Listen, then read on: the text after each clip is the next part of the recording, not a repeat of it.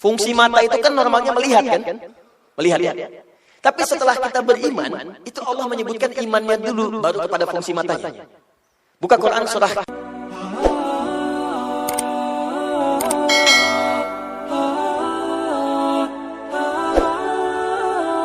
Ada dua definisi tentang ini. Pertama ada yang menyebutkan Makkiyah itu surah-surah atau ayat yang turun di Mekah. Definisi pertama, Makkiyah dari kata Mekah. Adapun Madaniyah, surah-surah atau ayat-ayat yang turun kemudian di Madinah. Jelas? Dari kata Madinah, dari kata Mekah ditambah ya nisbah, ya yang diikutkan ke nama kotanya. Di Makkah, Makkiyah yang turun itu kemudian di kota Mekah. Madaniyah yang turun itu di kota Madinah. Ini pengertian pertama. Yang kedua, dan ini yang lebih kuat, saya cenderung pada pendapat yang kedua ini. Makkiyah adalah ayat-ayat Al-Quran atau surah tertentu dalam Al-Quran yang diturunkan pada Nabi Muhammad SAW sebelum fase hijrah. Sebelum beliau berhijrah dari Makkah ke Al-Madinah Al-Munawwarah. Jelas? Baik, sedangkan Madaniyah adalah ayat-ayat Al-Quran atau surah-surah tertentu dalam Al-Quran yang diturunkan oleh Allah Subhanahu wa taala setelah Nabi hijrah. Jadi kalau setelah hijrah itu artinya ya walaupun itu turun di Madinah atau di Mekah setelah periode hijrah, maka masuk konteks Madaniyah. Ya, Nabi tinggal di Mekah untuk berdakwah dalam fase dakwah dimulai dari usia 40 tahun dengan turunnya surah itu, kemudian Iqra bismi rabbikal ladzi khalaq, kemudian Al-Mudaththir untuk berdakwah terang-terangan. Itu dakwah di Mekah selama 13 tahun. Jelas? Fase 13 tahun ini beliau hijrah ke Madinah. Dalam masa hijrah di Madinah ini kan beliau juga ke Uhud, ke Tabuk, ke Badar. Fathu Makkah kan sempat ke Mekah lagi untuk haji wada kan? Kemudian balik lagi kemudian ke Madinah. Saat haji wada itu kan ada ayat yang turun juga. Ya ada ayat yang turun. Al-yawma akmaltu lakum dinakum wa atmamtu alaikum ni'mati. Walaupun turunnya di Mekah, tapi setelah periode hijrah, maka dia masuk prosesnya Madaniyah. Jelas sampai sini? Ayat-ayat yang diturunkan oleh Allah Subhanahu wa taala dalam periode Nabi pasca hijrah. Karena nanti pengertian ini akan berdampak salah satunya kepada hukum. Karena ayat-ayat Mekah itu umumnya terkait dengan ayat-ayat tauhid dan pondasi-pondasi untuk beriman kepada Allah. Sedangkan ayat-ayat Madaniyah atau pasca hijrah itu umumnya ayat-ayat yang terkait dengan hukum-hukum terapan, fikih, ibadah, muamalah. Setelah orang beriman, apa pembuktian imannya? Maka dia menerapkan imannya dalam kehidupan, bermuamalah, interaksi. Maka turun ayat-ayat bagaimana berinteraksi dengan orang-orang lain. Maka orang beriman seringkali muncul kalimat iman di awalnya sebelum kita berinteraksi. Itu ayat-ayat Madinah ciri khasnya. Jadi kalau ayat-ayat Mekah ya ayyuhan nas, ayat-ayat Madinah umumnya ya ayyuhalladzina amanu. Imannya dulu. Karena umumnya ayat yang turun setelah hijrah itu turun secara umum garis besarnya kepada orang-orang yang telah beriman. Kalau kamu sudah beriman mesti beda dengan yang belum beriman. Begini cara berinteraksi kamu.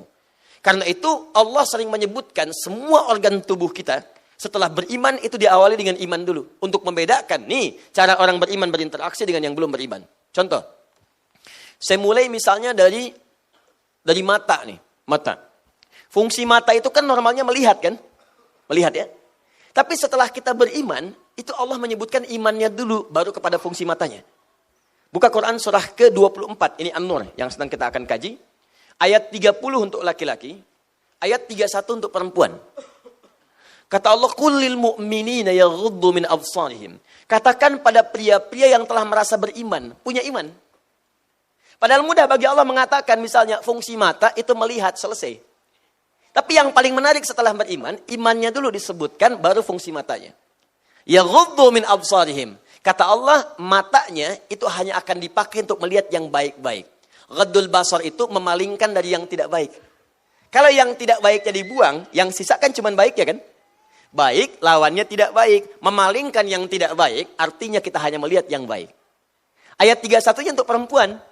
Ya wa qul lil mu'minati yaghdudna min absarihinna. Dan katakan pula pada perempuan-perempuan yang telah merasa punya iman. Itu indah sekali. Jadi bukan cuma laki-laki, perempuan juga begitu. Semua sama. Kalau merasa punya iman, yaghdudna min absarihinna. Palingkan dari yang tidak baik. Memalingkan dari yang tidak baik, artinya hanya yang baik saja yang boleh dilihat. Jadi bedanya orang beriman dengan yang belum ada iman dalam jiwanya, itu bedanya imannya akan hadir mendorong pandangan dia untuk melihat yang baik saja. Jadi kalau kita benar-benar beriman kepada Allah, itu pasti iman kita akan menyuruh kita melihat yang baik. Saat kita melihat misalnya, Allah, ada hal yang tidak baik dan tergoda untuk melihatnya, ini menunjukkan ada masalah dalam imannya. Ada persoalan. Entah imannya lemah, atau iman bermasalah, atau imannya memang nggak ada dalam dirinya. Itu poinnya. Makanya coba tunjukkan kepada Allah bahwa kita ini memang beriman. Alhamdulillah. Tunjukkan. Jadi kalau ada tayangan yang tidak baik itu muncul di hadapan kita, itu di antara ujian dari Allah datang kepada kita untuk bisa menguji iman kita itu masih ada apa enggak. Minimal di mata ini, karena mata itu akan dihisab. Jangan sampai mata ini terpisah nanti dalam tubuh kita untuk dihisab oleh Allah Subhanahu wa taala dengan maksiatnya. Kan ada di Quran surah ke-17 ayat 36. Ya, paling kanan agak ke bawah. Wala taqfu ma laysa laka bihi ilmun innas sam'a wal basara wal fuada kullu ulaika kana anhu mas'ula. Jangan cepat mengikuti sesuatu, latah mengikuti sesuatu yang tidak ada dasar pengetahuannya. Di orang muslim beriman itu tidak langsung mengikuti kalau ada sesuatu. Ya ikut yuk. Kemana? Ikut aja pokoknya. Nah kalau ada iman jangan cepat diikuti. Khawatir dibawa ke tempat yang berseberangan dengan hukum Allah. Tanya dulu mau kemana. Jelas ya? Tanya dulu. Inna sam'a, sungguh pendengaran itu, wal basara, penglihatan itu, wal fuada, dan akal, pusat penyaringan informasi. Kullu ulaika kana anhu mas'ula. Satu saat akan ditanya oleh Allah, dipertanggungjawabkan. Karena itu untuk membedakan mata orang beriman dengan yang belum beriman itu, maka mata orang beriman itu dipakai untuk melihat yang baik. Kalau bahasa tajamnya, saat Anda gunakan pandangan pada yang tidak baik, seakan-akan Allah menepikan iman dalam mata Anda itu. Kamu ini beriman enggak? Apa bedanya iman kamu dengan yang belum beriman kalau begitu? Saya turunkan ayat-ayat iman untuk menjaga kualitas kebaikanmu. Kamu pakai pada yang tidak baik. Lantas apa bedanya kamu dengan mereka yang belum beriman? Tuh, itulah ayat Madaniyah. Itulah ayat hijrah. Ya, jadi kalau orang sudah hijrah itu jadi baik. Itu cara memahaminya demikian. Kalau periode Makkah banyak yang belum baik. Karena menguatkan tauhid. Ya banyak. Baru masuk Islam dulu, kuat dulu, bagus dulu. Konsistensi dibangun dulu. Makanya ada yang mengatakan beriman, ketika kemudian tiba peristiwa Isra Mi'raj, ada yang goyah imannya, ada yang ragu-ragu dan sebagainya. Tapi ayat Madaniyah beda karena sudah hijrah. Kalau kita tarik ke konteks sekarang, orang hijrah itu komitmen jadi baik. Jadi kalau sudah hijrah kemudian masih mengerjakan yang belum baik, ada yang salah dalam hijrahnya.